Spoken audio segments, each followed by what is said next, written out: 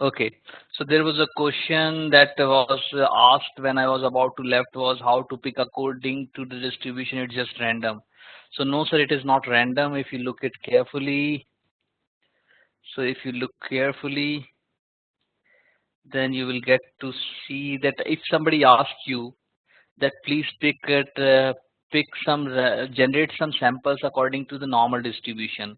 So this is a normal distribution. Let's say somebody asks you to generate a samples according to the normal distribution, then the expected output will be that let's say this is a x and this is 0, and this is let's say this is 1 and this is -1. So it means what I want to say, that if it is a normal distribution, I am saying that generate some samples according to this normal distribution. It means it's saying that 90% of the values are between should be between -1 and +1.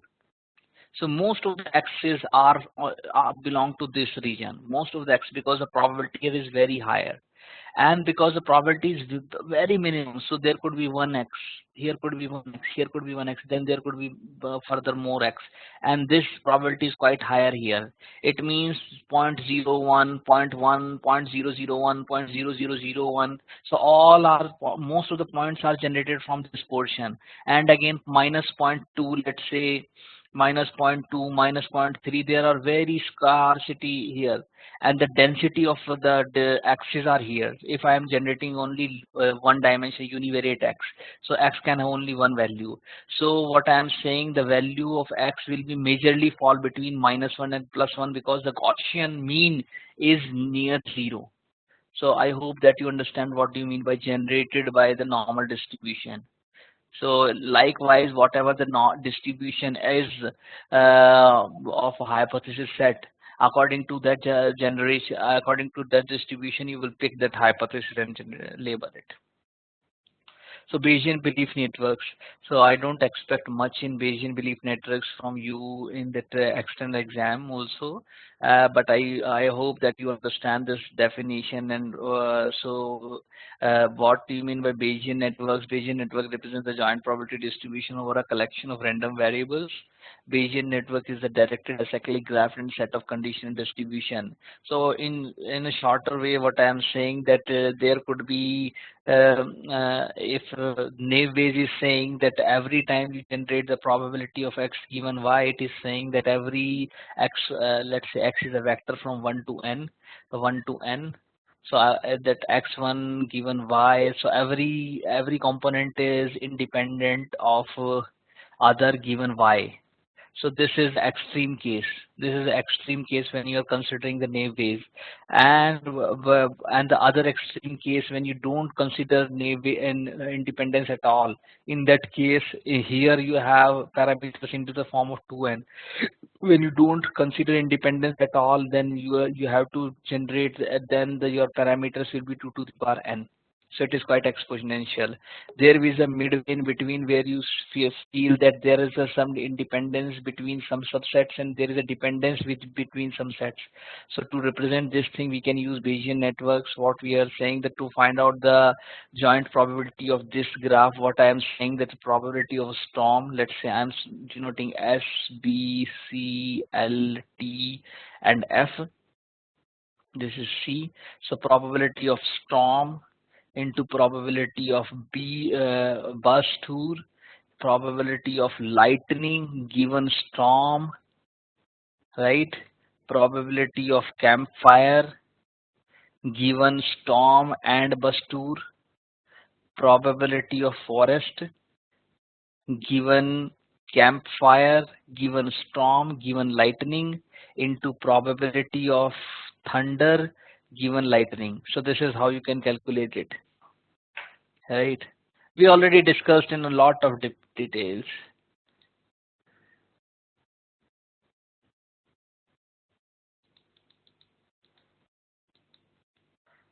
Okay, so there was a question from the previous slide, was like, is posterior probability distribution a same normal distribution? No, sir. Normal distribution is a distribution one of its kind. Posterior distribution can be any kind of distribution. It may be normal or it may not be normal. It may be Poisson, it may be exponential, it may be binomial. It can be any distribution. You don't know what kind of distribution is, but whatever the posterior distribution is, you have to pick according to that. So one other question: if network structure is unknown, how can we create Bayesian network structure? So you don't need to think about that right now in this lecture or for this course, right? I make your world very simple and easy. Okay, so is Bayesian, one question, is Bayesian belief network idea is we can ignore some probability? No, it is not that. But Bayesian belief network means that you can assume somewhere independence between some given random variable and somewhere there is no independence at all. To show that between which random variables there is a independence, and to show where there is no independence at all, we represent these nodes and edges. I will show you like how to. So I will take this question in the next slide. So who decide what is the type of distribution? It depends upon. So there is one question upon by the Gibbs. I think it is from the Gibbs. Gibbs Gibbs algorithm slide. So who decide what is the type of distribution? So there is no need to type of distribution. For an example, somebody is saying that this is a data. This is a data set given, right? You are learning from this data set. So you are considering five hypotheses: H1, H2, H3, H4, H5. That is the only thing you are caring about. Only these H5 hypotheses. Now, what is the probability of H1 given data? This is first probability you are calculating. Then you are calculating what is the probability of H2 given data. Likewise, you are calculating probability of H5 given data. So when you know all these probabilities, definitely the sum of all these probabilities will be 1, because you are considering only 5 probabilities in your hypothesis space. So if this is a probability equals to 1, let's say now this is 0.1, this is 0.2, this is 0.3. So what happened? 0.3, 0.2, 0.1, it is 0.6, and other 3, 4, 5, 6, and this is 0.2 again, 0.2 again, and this is 0.3, and what it is, 2, 2, 4, and let's say this is 0.3 again, and this is 0.1 again. So this is a distribution here, right? So you don't have to suppose you have don't think about this question who decide. It is like how many hypotheses you are thinking about which you want to consider, and given your data set, what is the probability of hypothesis. And likewise, when you do that, you will find out that you will have a distribution here. Okay, so let's take that question. Oh, what? So take that question. How can we show that between nodes there is an independence and between the nodes there is no independence? For an example, in this case, what I'm saying that there are 3 variables, and if somebody observes C, if C is known, then A is independent of B. So though if I don't knew the C, what I could have written that the probability of A given C, probability of A given C into probability of A, probability of C given A, probability of B given C, right? But once you know the probability of C, where you can write probability of A given C, now you have to calculate probability of A into B. So what you can do, probability of A given C into probability of B given C, because given C it is independent. So likewise you can show that there are some nodes which are independent, some nodes which are not independent after observing some variables. So once you observe C, A is independent of B. If you don't observe C, then A is not independent of B. So there is one unique way you will see, if you want to say this thing, how you will say it in the form of notation. If you want to say that if I observe C, A and B are independent. If I don't observe C, then they are not independent. Then you can make this graph. Make this graph. This graph automatically says that. So this is the graph that you will be giving to your customer, and then after seeing the customer will get to know that if I will see this variable, then A and B are independent. If I don't see this variable, A and B are not independent. Just to show and just to tell this thing, you just make a graph in this form, and it will automatically say all these things. You don't have to say it in the words. Likewise, this also you can say that given C, A and B are independent. Similarly, it is saying given C, A and B are not independent. So I told you all these things, right? So there are several variants. So there are four ways to say when you know the structure, when you know when you know the data, when you know the structure and when you know the data. This is the easiest case. Like in naive Bayes, I know that naive Bayes is having this is my y label. It is my x1. It is my x2. It is my xn. So I know the structure, right? I know that given a y, all are independent. X1, X2, and Xn are independent. This in naive I know the Bayesian network, and I also know the data, so I can estimate the probability of X1. So what is given Xn? What is the probability of this factor? So for this node, what is the probability of X2 given Y? For this node, what is the probability of X1 given Y? I already told you how to estimate all these things in naive Bayes. So this is the case when you know the structure and when you know the data. So for an example, in naive Bayes case, you know the structure, you know the data, you can estimate it. In last, given C, A and B are not independent. Yes, sir. Yes, sir. So there's one question is that in last, given C, A and B are not independent. You are right. You see that lecture I already discussed in that very detail.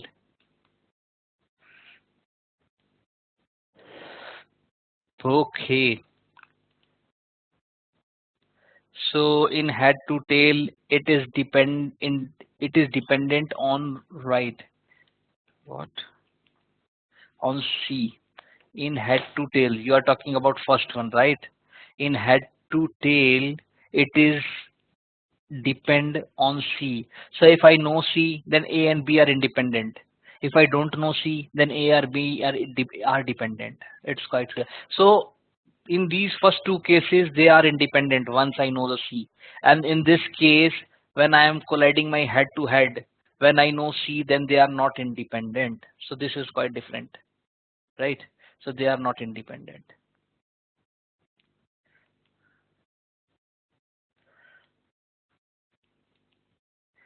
Okay, decision trees. Just I have taken it. Hmm. So decision trees are like you know what are decision trees. We can represent all these things by using a decision tree. Like for every node we will take we will have to test the attribute value, and if that attribute value is true, we will pick that particular branch of the tree, and we will we will get down towards the leaves in that tree, and once I get to the second attribute, I will again test the value of that attribute, and similarly I will choose my path according to the given parameters, and I will get the label finally. For an example, in this case, if somebody comes tell me that today is sunny and normal humidity is outside, so if there is sunny and normal humidity, should I go to tennis or not? So because there is sunny outside, I have to choose this branch. And because there is normal outside, I have to choose this branch. And it is saying, yes, you can go to tennis. So if, according to this tree, I can say that, yeah, this is classifying this given parameter, this given X as yes. So it is labeling this given X as yes. So similarly, if there is a overcast outside, then this X is may be having some many attributes, but it is if it is having overcast also. So it is saying that if the outlook is overcast, you don't need to see any other attributes. It is saying directly that you can go to this tree is saying how to make this tree. I told you that there is a concept of entropy. What do you mean by entropy? Entropy is a randomness. Intuitively, what you can say that the more chaos it is, the more the higher entropy is. For an example, there is yeah impurity. I would say So entropy is impurity. Exactly, you can say that. For an example, you just have you have a very fair coin, and if the coin is fair, you don't know what is the probability of getting heads and what is the probability of getting tail. No, sorry, you know what is the probability of getting head and tail is 0.5, but you don't know when you toss the coin whether you are getting head this time or tail this time, because it is quite fair. There is a 50-50% that it can get head also, that it can get tail also. The both chances are equal, so the randomness is very high in this situation. But if somebody gives you a very biased coin and say that there is 100% chance their head will come, but when you toss the coin, you definitely know before the outcome that head will come, because it is already 100% biased towards head. So in that case, there is no randomness at all. When there is no randomness at all, then the entropy is zero. So it means that entropy is like how to calibrate that impurity or randomness. So I'm just using randomness because it gives me little more easy to understand thing. So and let's talk thing. I will use this word further, and you can take impurity as well in your sense. So I'm saying that impurity is just a calibration of your randomness, how much random your process is. So more randomness is, more entropy is higher. So if you want to draw a graph of a coin, and this is 0 and 1 probability, and this is 0.5 probability of head, I am calculating the probability of head. So obviously the probability of tail will be the otherwise 1 minus of that. So if you draw the graph of it, you will find that this is the entropy. It is maximum at zero point 0.5. It is maximum at zero point 0.5, and it is lower in these ranges. So when it is 1 or 0 probability, it is entropy will be 0. What is the basic thing that you will look when you when you make your decision tree, or when you train your decision tree? So what you are trying to say, that whatever the randomness is available in your yes or no case. For example, there is a binary labeling tree that is saying yes to a tennis and no to a tennis. So there is and finally your decision is a binary decision, yes or no. So that binary decision, how much random in itself it is. For an example, there are 14 samples. Out of 14 samples, 9 are saying yes, you can go to tennis, and 5 are saying no, you are not going to tennis. So out of this, you can say that the randomness, the entropy is 0.94. It is quite high, right? So entropy is 0.94. Now there are two attributes that you are considering, that is humidity and wind. You are saying what is the entropy that you're reducing. Finally you are reducing if you take humidity as your node or attribute test. So what I am saying, that my previous entropy was 0.94 when I didn't have any attribute. Now I'm considering humidity as attribute.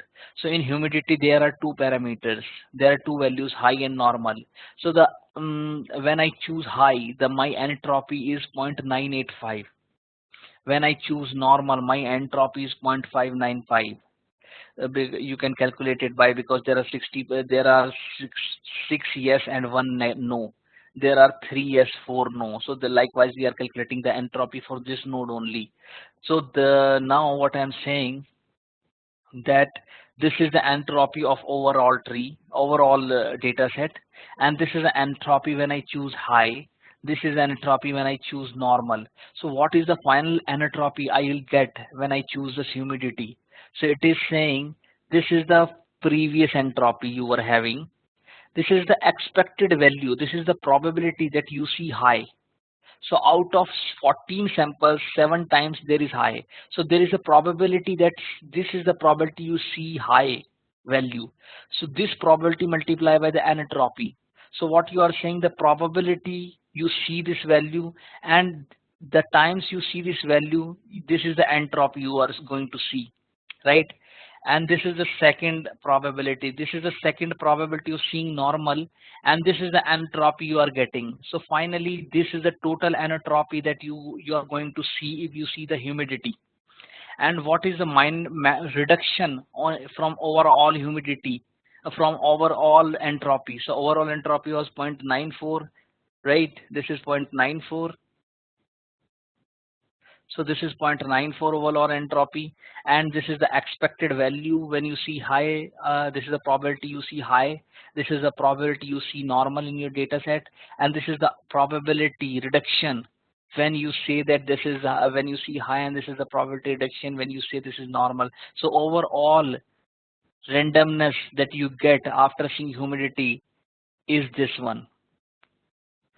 And when you see the wind, the overall randomness, you will see this one. So this is this is the gain what you will see. So you will calculate for each attribute these gains, and whichever having the highest gain, you will say that you will choose this thing. Okay, this is same what we have seen. Finally, linear regression. Okay, so these decision trees are important. You have to see this for their paper. Okay, linear regression. I am not going into much details of linear regression because I have taken already 3 different lectures. Mean to say 4 to 5 hours for linear regression only, and I'm directly coming to the basis function, which almost cover every previous lecture of it. So I'm saying that I can have basis function x. So I told you that what could be the basis function if you want to the second degree. For example, if you want to design a parabola, then in that case, in a univariate case, you can say that my x could be, for an example, my x could be x1 plus x square, right? So this could be the case. So the basis function I told you in very detail in the previous chapter how to consider them, how to understand them. So this is my basis function. I am multiplying my weight vector with it. So I have some basis function. Let's say 1 to m basis functions are there, and according to each basis function, corresponding weight is there, and I have to add all these terms. When I will add all these terms, I can write this expression into this. So this is what I am getting from my hypothesis. This is my target value. And when I minus subtract my target value with my hypothesis value, I am subtracting it. So this is what my error is. I am squaring it. I am squaring my error and adding it. You know this term. I am really damn sure that everybody who is watching lectures is knowing these things, because this is I'm every time I'm repeating this thing.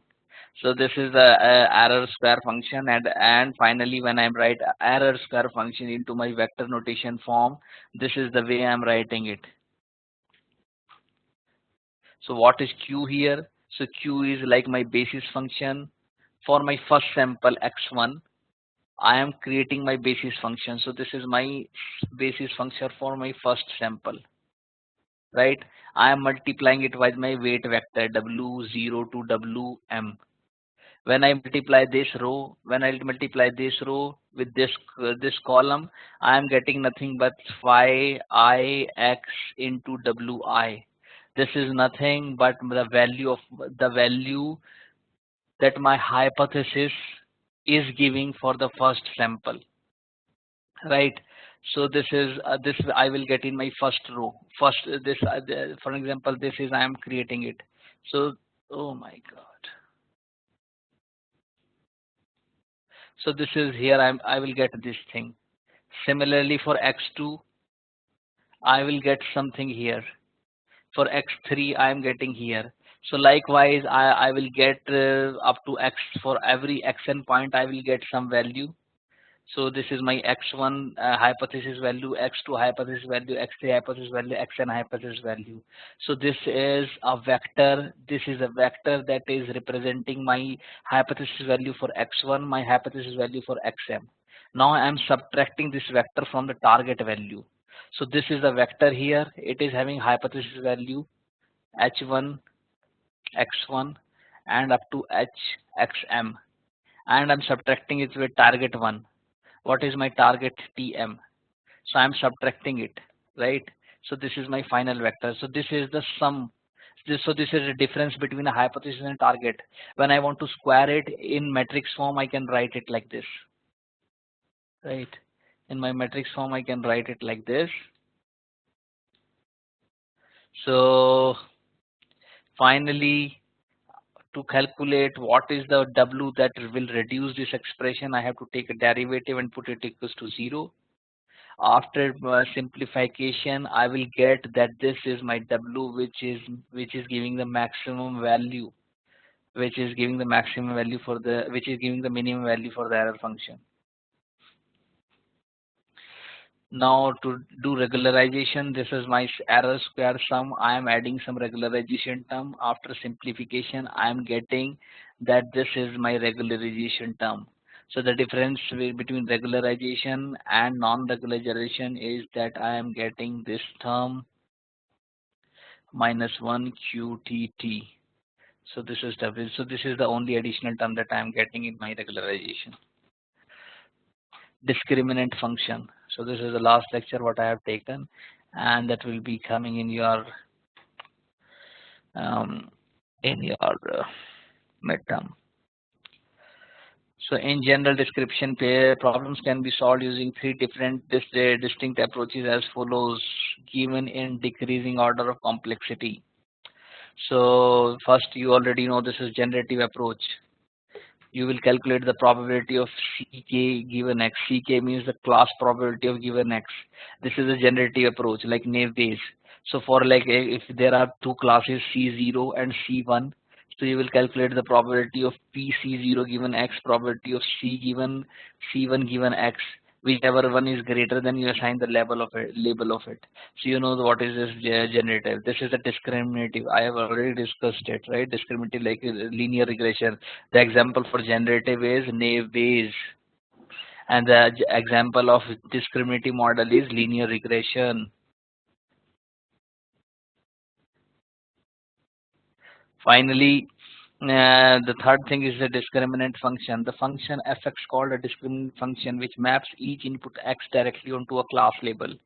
For instance, in the case of two-class problem, f might be a binary valued and such that f equals to 0 represents C1 and f equals to 1 represents C2.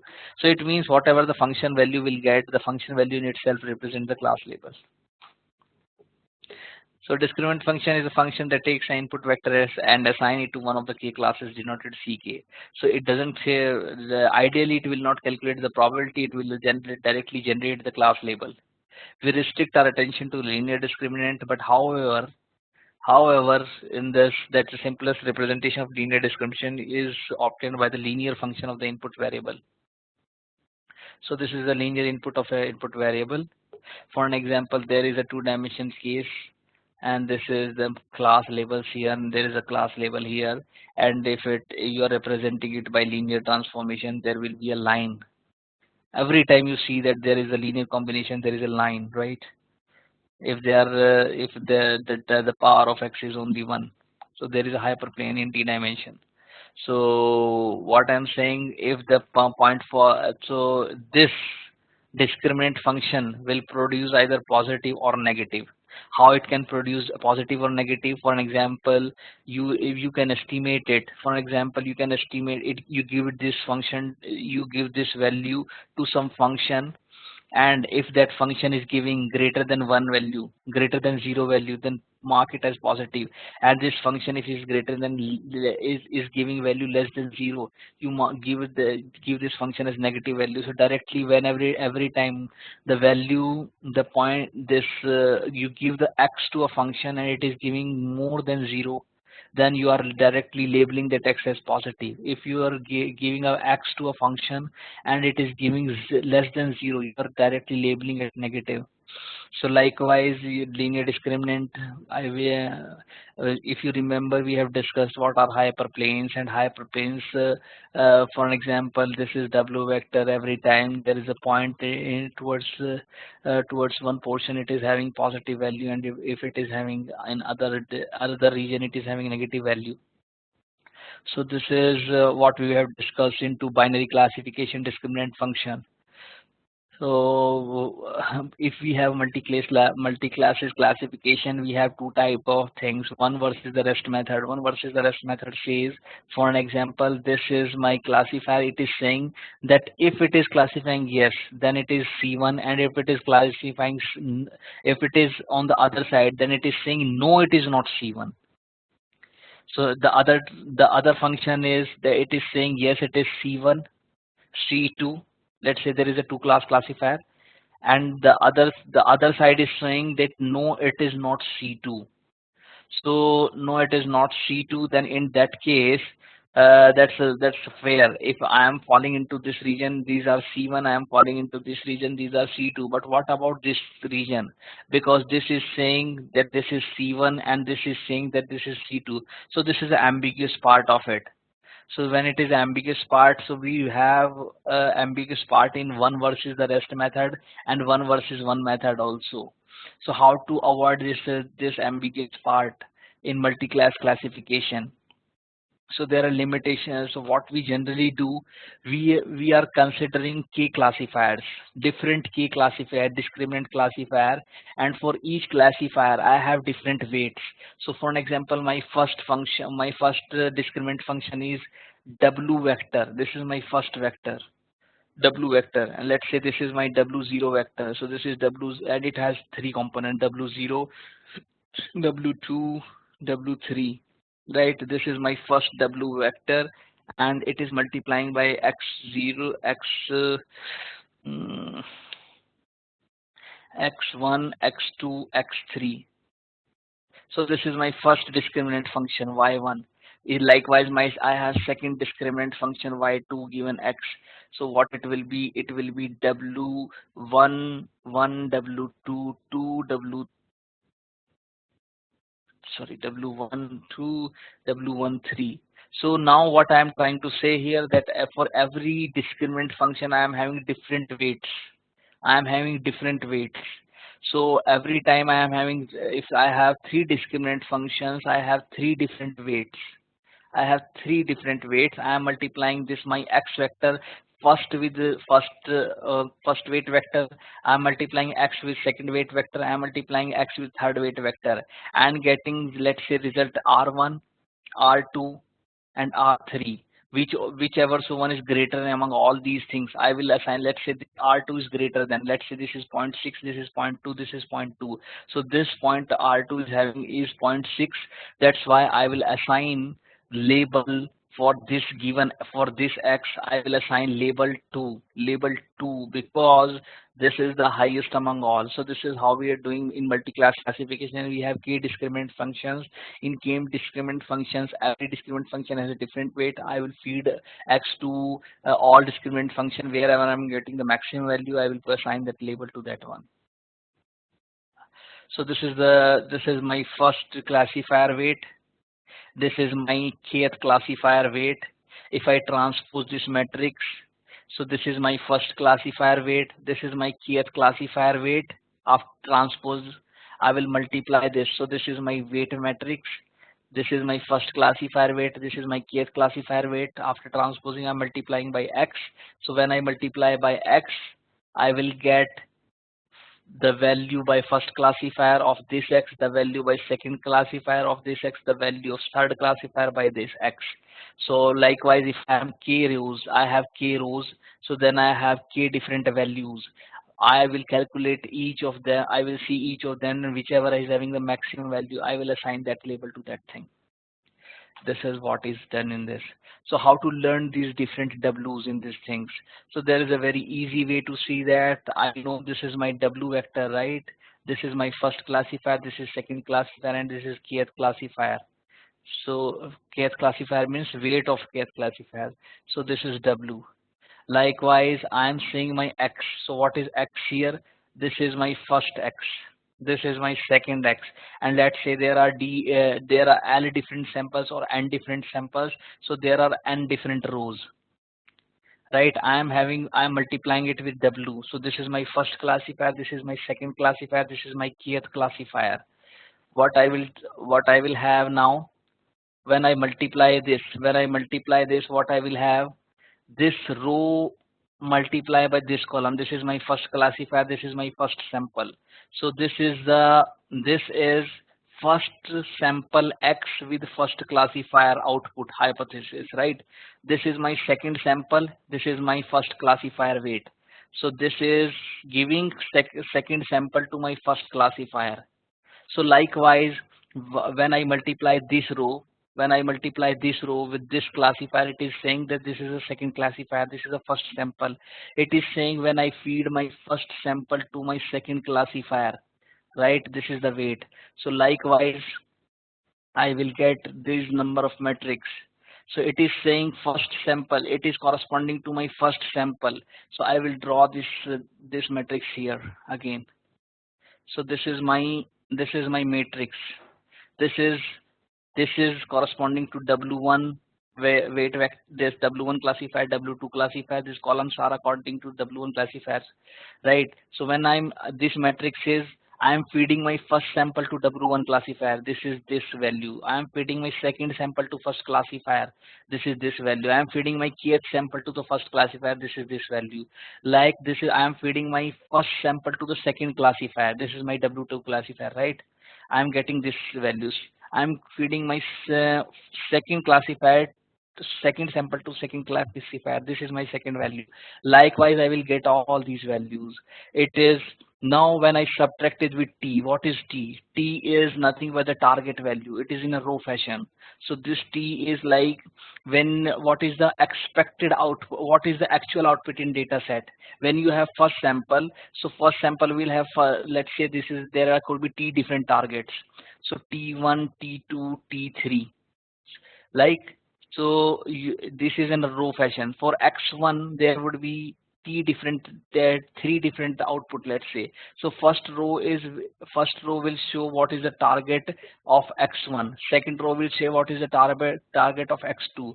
When you subtract this T matrix, so there will be some numbers here: target 1, target 2, target 3, and like target n. So this value you are getting from your hypothesis.